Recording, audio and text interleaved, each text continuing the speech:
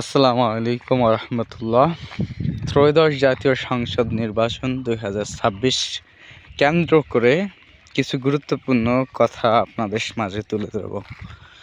আসলে মানুষ যদি স্পষ্টভাষী হয় তাহলেই যে সে সত্য কথা বলে, এটা একদমই ভুল ধারণা।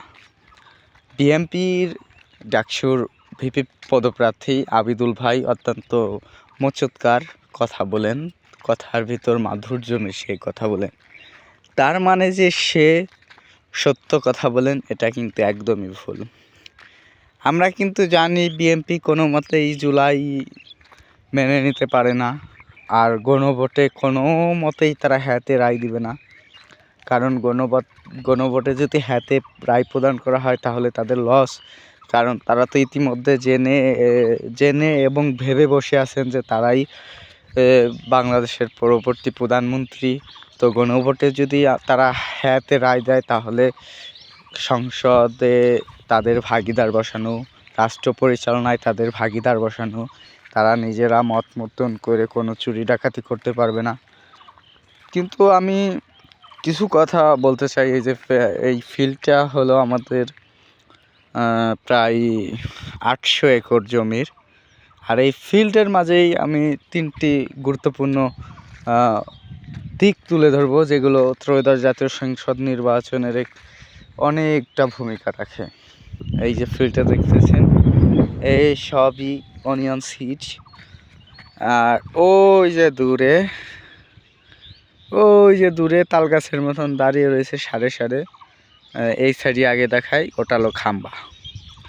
ওই খাম্বা এবং এই সাইডে ওই যে তাল গাছের সাথে খাম্বা, এই খাম্বাগুলো পাশের খাম্বা, যেগুলো কিন্তু দিয়েছিল কিন্তু বিদ্যুৎ সংযোগ দেয়নি।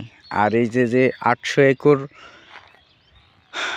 একরের যে ফিল্ড, এটার 300 একর বা 400 একরে পাট চাষ হয়েছিল, বাদ বাকি প্রায় 500 একরের মতন মানে ফাঁকা পড়েছিল।